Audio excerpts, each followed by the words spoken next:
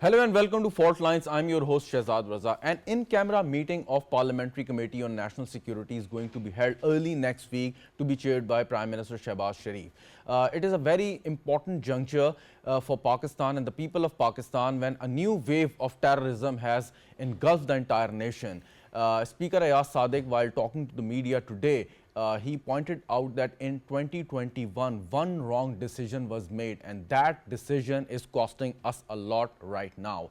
And what was that decision? The decision was made by the Pakistan Tehreek-e-Insaf government at that point in time to rehabilitate thousands of TTP operatives, and the government at that time was really soft on those militants, ignoring their heinous crimes against the people of Pakistan and the state of Pakistan. While that decision was made, and now we are paying the price of that wrong and stupid decision. At the moment when we are seeing the new wave of terrorism because of the ongoing situation in Afghanistan and the wrong decision that was taken place back in 2021, and the enemies of the Pakistan like India that was using the Taliban and the other non-state actors in Afghanistan as their proxies and trying to create havoc in the country. This is the key issue which we are going to raise today, and how should we respond? And the Jafar Express incident that took place a few days ago, that was once again another wake-up call for us. But question is, are we really awake? This is the question I'm going to ask to my eminent panelists which are joining me today. Dr. Ishtiaq Ahmad, he's a senior analyst and an academic, former journalist. He's in the studio. Thank you very much, Dr. Safi, for joining us in the show. Daniyal Sheikh, analyst and also a politician. He's also with us in the studio. Thank you very much, Daniyal Sheikh. Safi, Ullah Ghouri, he's a lawyer and analyst. Thank you so much, Safi, Ullah Ghouri, for joining us on the video link. Dr. Safi, without any further addition, what I already stated, the decision was taken place, as today mentioned by Speaker Ayaz Sadiq, in 2021 that Taliban operatives, they should be rehabilitated, and that government, it was of the opinion if they were going to be lenient with those people, they might be it might be beneficial for the country, and these people, they will abide by the law and abide by the Constitution of Pakistan. But that backfired. Why that decision was taken at the first place? I mean, they had no vision that it would backfire in future? You see, listen, terrorism is a very complex issue, whether you talk about its causes or effects. But when you talk about state integrity and sovereignty and national security, I think ultimately whether it is counter-terrorism or any analysis of terrorism itself, especially by the non-state actors, it has no place at all. And any policy of appeasement does not work at all. In fact, it creates the conditions of hyper-terrorism in the future. What is hyper-terrorism? Hyper-terrorism is a form of terrorism when non-state violence crosses a limit where the targets are not only security forces or the members of the state or state institutions, but also the wider public. And I think it is but natural whenever a wave of terrorism begins, it begins with specific state targets, but eventually it engulfs the entire society. Why? That question is because the ultimate objective of terrorism is to instill fear in the wider society, to scuttle the political process, to damage the economy, and to hurt the international repute of a country. Exactly. But as I mentioned and you mentioned also, we were appeasing those elements in the past, and you remember that it did not happen once but several times. We struck deals with those militants in the past. You remember, starting from Saroroga peace deal, Naik Muhammad, Baitullah Masood. I can name, dozens of those militant commanders which we were talking to in the past. But terrorism or terrorists, they had no place in any civilized society. So you think that are we finally awakened to the situation, to the reality that there is no space, no room for negotiation with those animals? Well, Shahzad, you know, like if you talk about the history of terrorism in this region, it goes back to the Afghan jihad and what has happened in its aftermath. And I think when global powers were engaged twice during the 1980s, but it was a general global consensus against the Soviet communism that let's get together and defeat Soviet communism, which the goal was achieved, but eventually the jihadis who were created and gathered, you know, in this region from across the Muslim world especially, you know, had to be engaged in a positive activity, which did not happen as the Americans walked out. And subsequently what we saw was an anarchic situation affecting Pakistan as well, leading up to 9/11. After 9/11 there was a war on terror.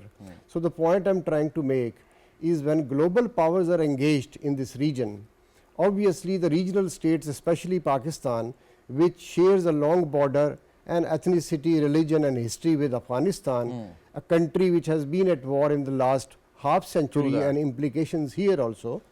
So therefore, in that condition, when global geopolitics is centering in this part of the world, then states make all kinds of moves.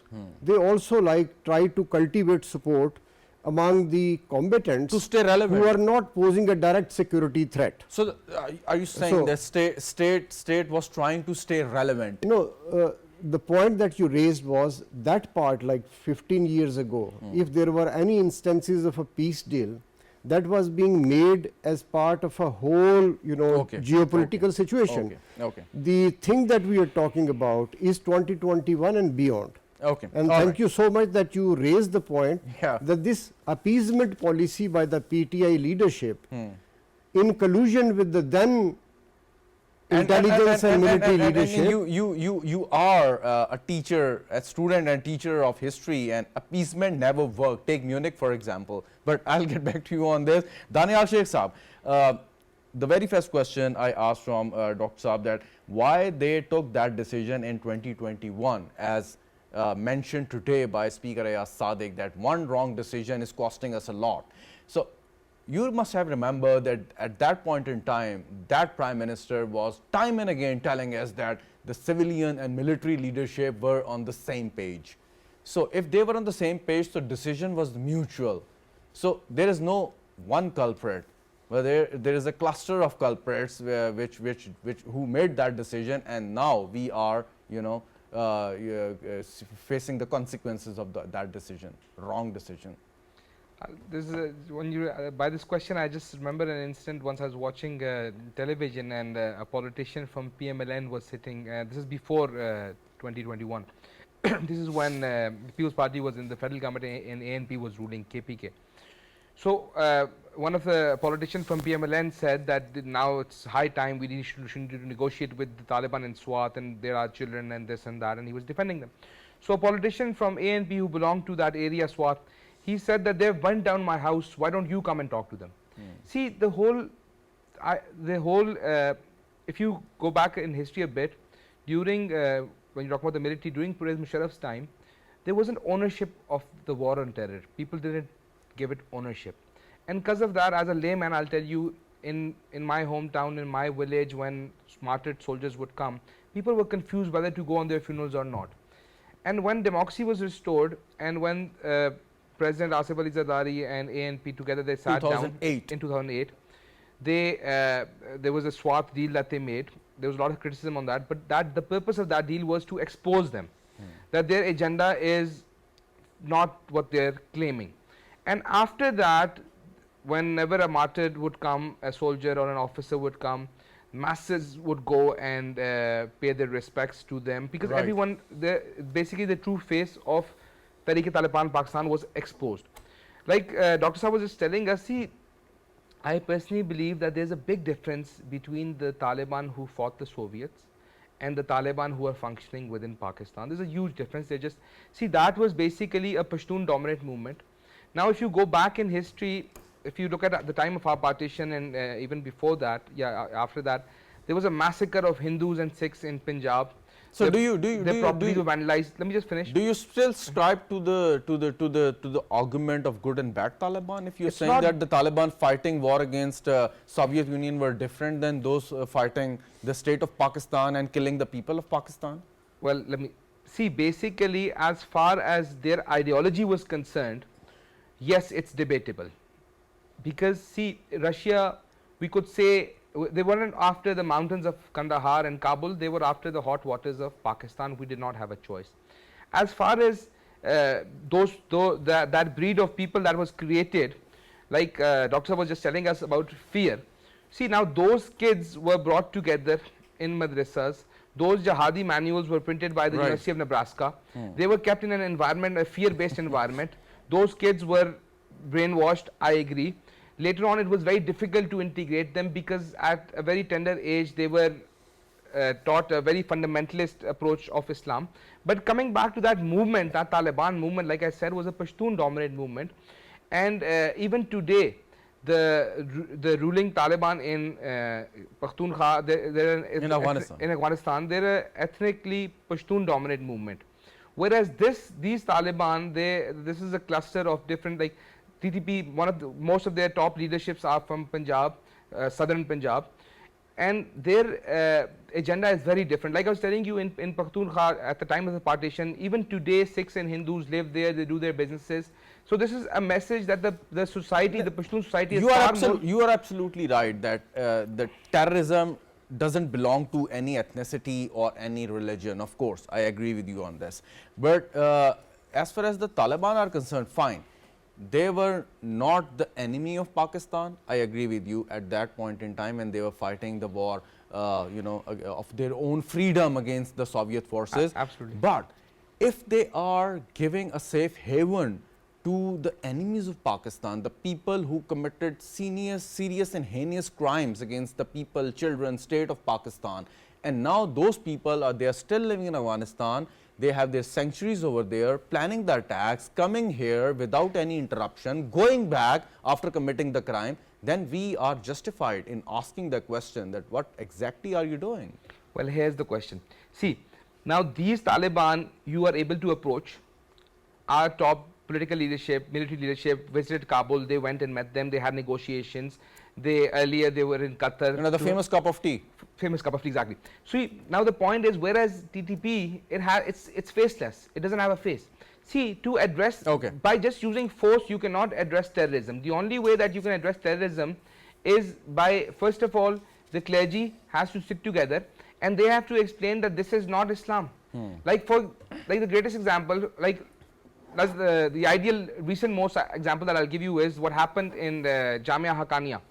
Now, all our lives we were told that they were the patrons of the Afghan Taliban. Right. And Maulana Hamadul Haq's father was known as the father of the Taliban, the Afghan Taliban. Whereas he himself has been targeted, has been a victim of a terrorist attack. So this is enough to tell you that this is a different breed of people. They're not the same people. Okay, point well taken. I'll get back to you on this. Safi Ullah Ghouri Saab, in 2021, a decision was made, as mentioned today by National Assembly Speaker Ayaz Sadiq. But after that, there was a change of government in Islamabad, and they amended a National Action Plan that normally called National Action Plan 2.0.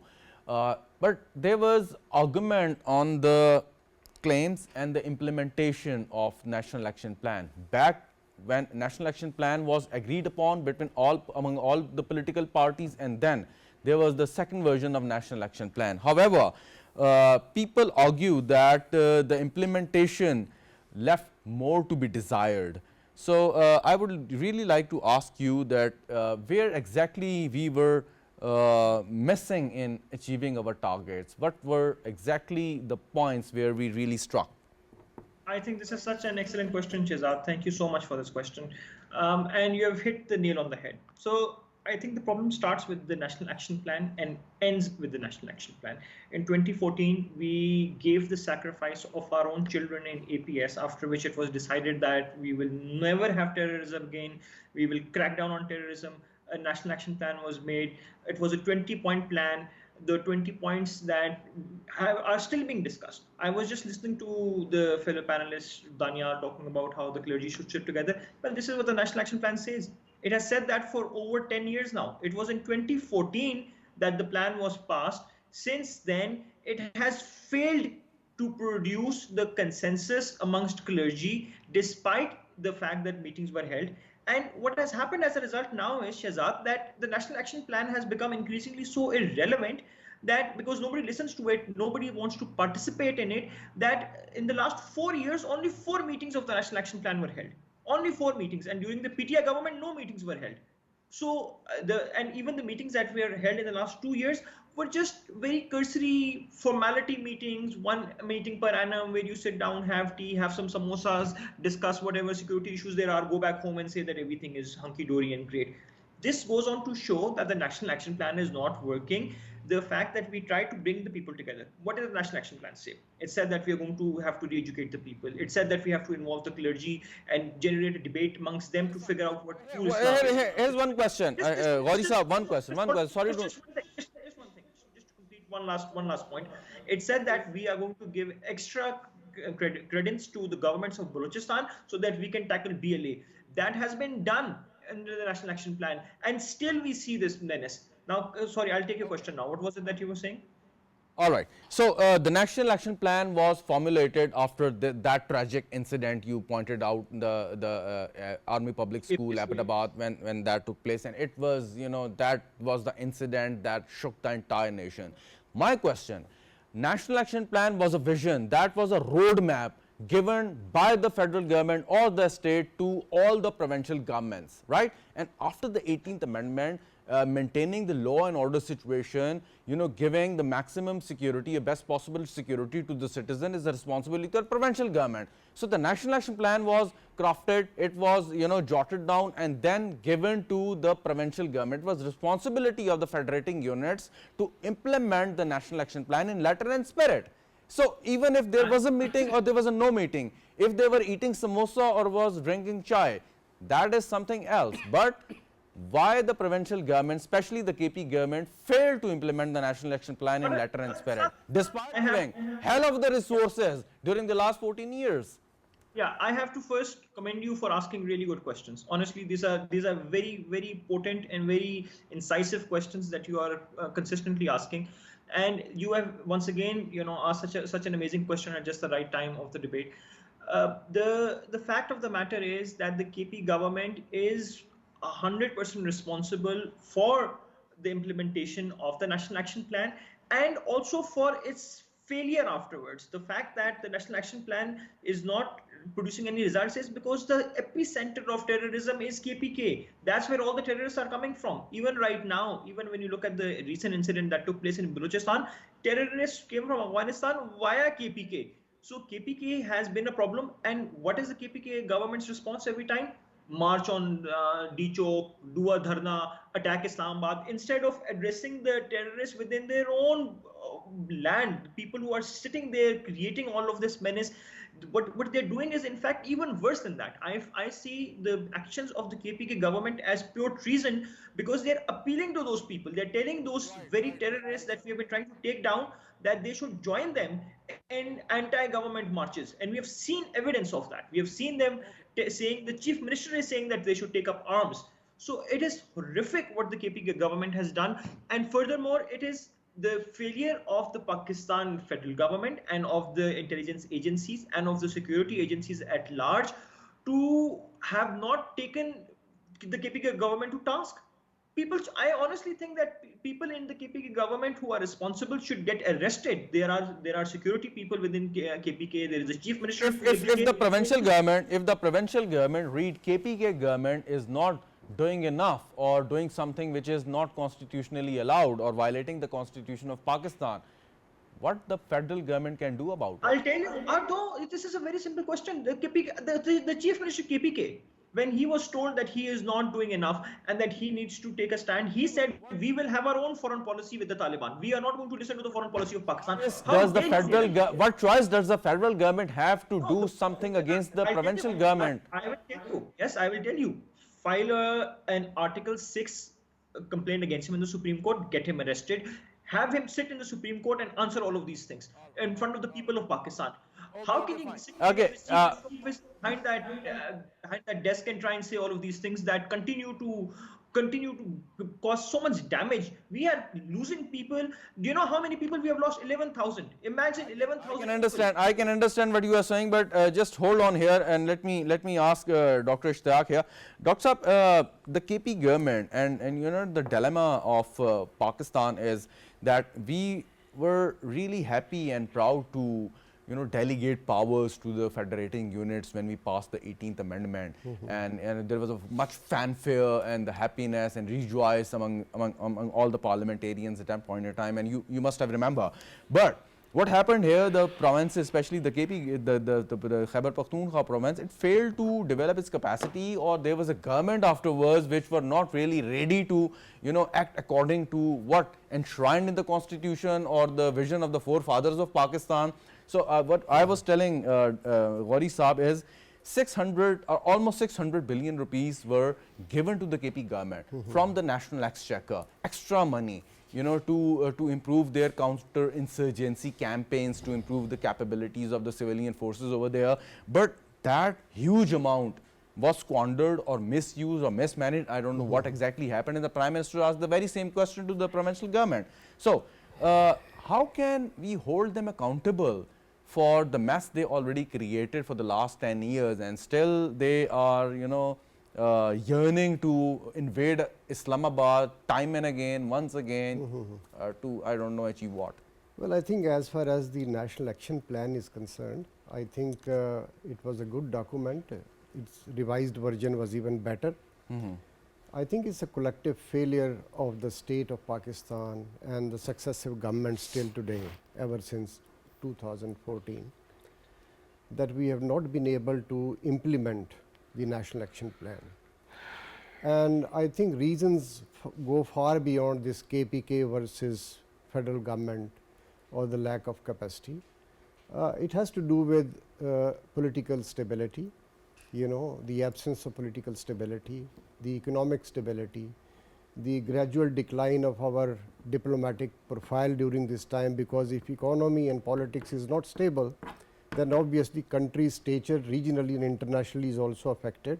Right. And worst of all, since I have worked in the Planning Commission and dealt with the public policy for quite a while, we have so many nice plans. And I think the single most important problem or issue or challenge is the implementation. Right. We spend a lot of time in framing policies, making plans, and do a lot of noise on those. But when it comes to implementing them, so implementation, there is a kinetic version, which Right. is that you use force. Of course. But there is much of the National Action Plan is the soft power. All right. Let me ask you a question. Just to deconstruct the National Action Plan, and I'll ask you, one of the points or the components of the National Action Plan is to deal with extremism, and the further sub-clauses, or you say the sub-strategies, were the illegal use of the loudspeaker in the mosque or the madaris. Fine. A federal government or the people sitting here in Islamabad at the policy level, they really cannot go to each and every mosque and tell those people that you cannot use or you cannot do something illegal with the loudspeaker. You cannot say anything within the loudspeaker that would hurt the sentiment of the people in the area or spread extremism or sectarianism to begin with. That was the responsibility of the provincial government or the district government, to be specific. It had nothing to do with the federal government. The federal government or the National Action Plan, agreed upon by all the political parties, that had given a vision or a roadmap to the provincial government. So if you say that there was a very there was serious problems in implementing the National Action Plan, so were those difficulties were at the provincial level or at the federal level? Well, you see, the issue here is that we need to empower the state. We have Saudi Arabia, and then we have Turkey.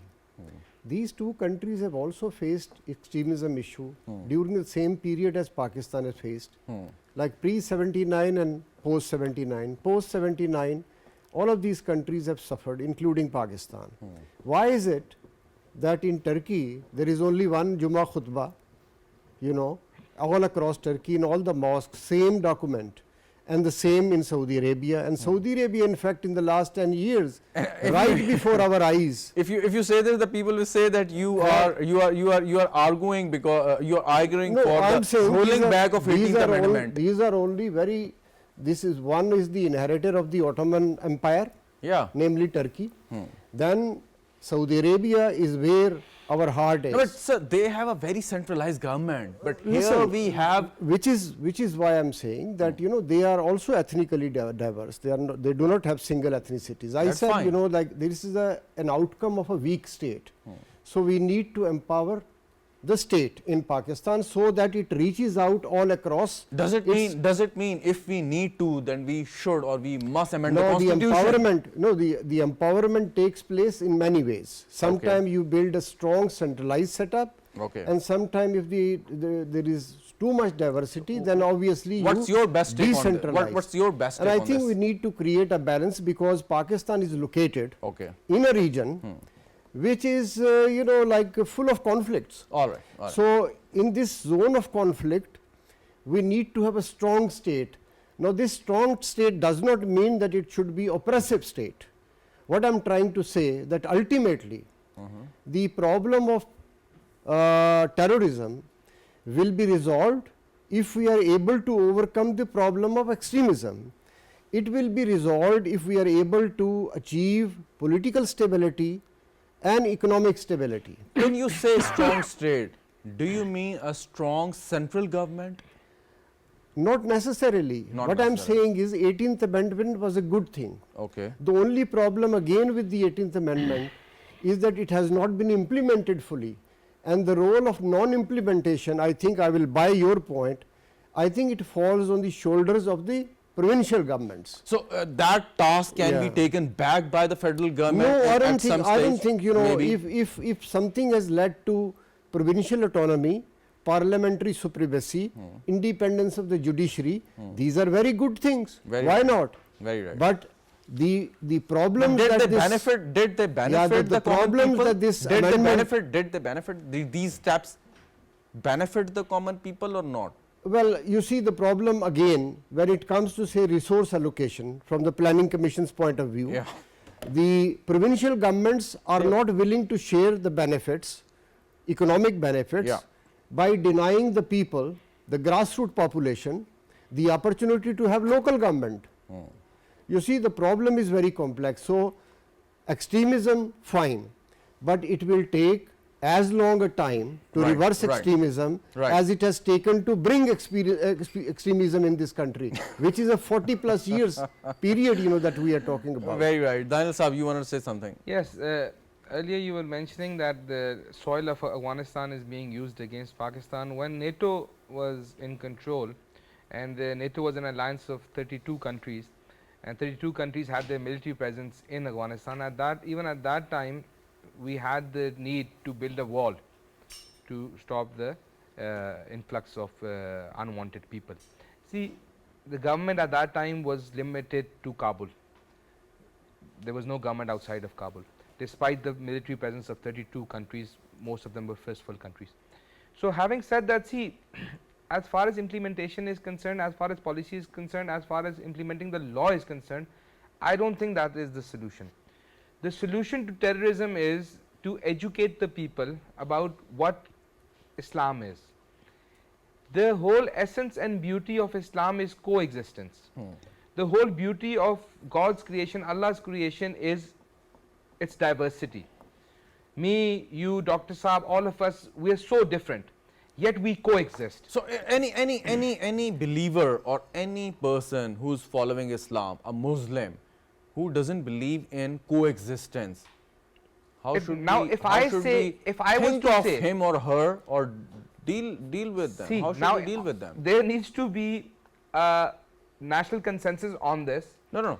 There is People a national from- consensus here in Pakistan, but I'm talking, you mentioned Afghanistan. I mean, there is a regime in Afghanistan that doesn't believe in coexistence. That is basically See- barring women to, get education from the institutes. Well, first of all, the people in Pakistan who are defending the government in Afghanistan, their hypocrisy needs to be exposed. a very tiny minority in Pakistan. How where- many Pakistanis are willing to leave Pakistan and move to Afghanistan because Of now, course. now there's a government of their choice over there? Nobody is. Nobody would Everyone like to, wants, of course. everyone, be it a clergy, be it a common man, no matter what, everyone wants those perks and privileges of living in a secular society. This hypocrisy needs to be exposed. Now, as far as what you are demanding from the government in KPK, they're very shallow people. See, the law enforcement agencies in Pakhtunkhwa have been at the front line and have been have been victims of terrorism throughout the war on terrorism. Would you agree with? Would But you during agree a- with? Would you agree with Ghouri Saab that the KP government should be held accountable for what they have done and what they are still doing? The only Because the government people are the falling only- victim to the wrong policies and The only government in- egos of the KP government. See, it's not about ego, it's about fear, the way Dr. Saab just told us. See, Fear of whom and by whom? fear of the Taliban. The only government in Pakhtunkhwa which actually head-on collided with these people or this mentality or this ideology was ANP, and their losses are in front of you. No, but you Their sufferings are in front of you. You belong to a political family, and there are the political parties, PMLN, People's Party, ANP. I mean, they made lot of sacrifices. I can name dozens of all the individuals, those and the senior leadership that lost their lives in the past belonging to those three political parties. The PTI being, saying the champion of democracy and the human rights and the protector of the people's rights. If they are feared of if they are feared of the People's Party they are is not scared of- feared. PTI is fearful. People's the Party, PTI, of PMLN, course, if the PTI, if these guys are scared of Taliban or the terrorist and non-state actors, then they have no right to rule a province or now- even a now USL here's- to begin with. See, we have to look at the ground realities. Now, because we agree on democracy, now their mandate, they currently have a mandate. Now it's for the people to decide whether they want to further give them the mandate or not. As far as the federal government is concerned, the federal government, need of the hour, of course, implementing the law is also important, Right. but more importantly, they have to bring all the stakeholders together. Like, for example, look at the situation in Balochistan currently that we are facing. Now, it was again a political decision of President Asif Ali Zardari, although I'm not a spokesperson of People's Party, but was to bring these Right. Ferraris back. Basically, you have to educate the masses. Like I said earlier, like as a with very basic knowledge of Islam, I can tell you that the beauty of Islam is coexistence. Now, our society in this retrospect has so much deteriorated. Like growing up, I remember we had neighbors from different sects. We used to in their whenever, like, be it Shia, Sunni, Wahhabi, Deobandi, there wasn't an issue. Now, why is this becoming an issue?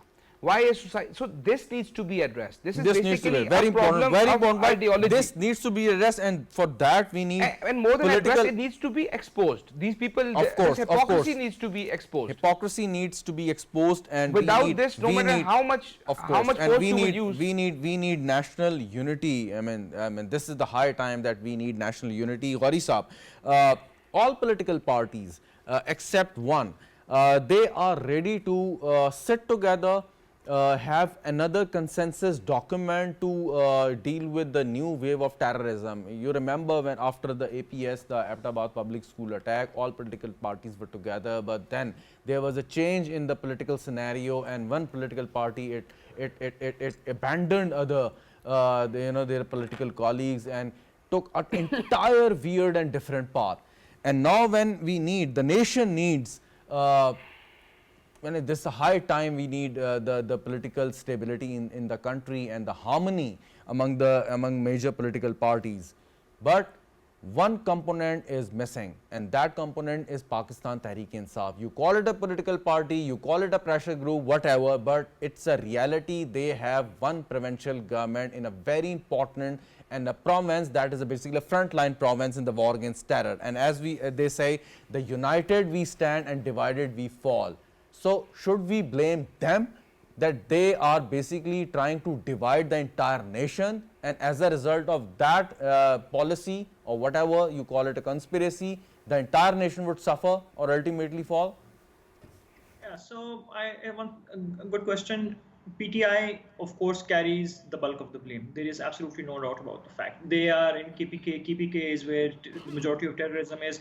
So therefore, ipso facto, majority of the blame falls on them. However, I just want to sort of take a step back and look at it from a slightly more macro perspective. We have been discussing policy changes for 10 years, more than 10 years now, ever since the National Action Plan came. All of these things that have been mentioned today have been discussed for 11 years, 20 years, 30 years, 40 years, I don't know how long. Same story on repeat. Oh, we should have the same khutbah on all madaris. JUIF does not allow that. Same story, we should re-educate, but 18th Amendment, local education departments don't allow that. For whatever reason, it's not working. We have been trying to make calls for a consensus for everybody to come together. It is not happening. We have gotten all ulamas together for many conventions. They've gotten together many times. They've issued documents saying that, oh, we should be now more tolerant, we condemn terrorism. It's not working. It's not working because terrorism is doubling in Pakistan every year. So everything that we are doing is not having an impact. There is only one solution, and that is a kinetic solution. Countries that were mentioned a little while ago, Saudi Arabia, Turkey, Sri Lanka, all these countries that have dealt with terrorism have done so with the military. They went out, they vanquished and killed all the terrorists.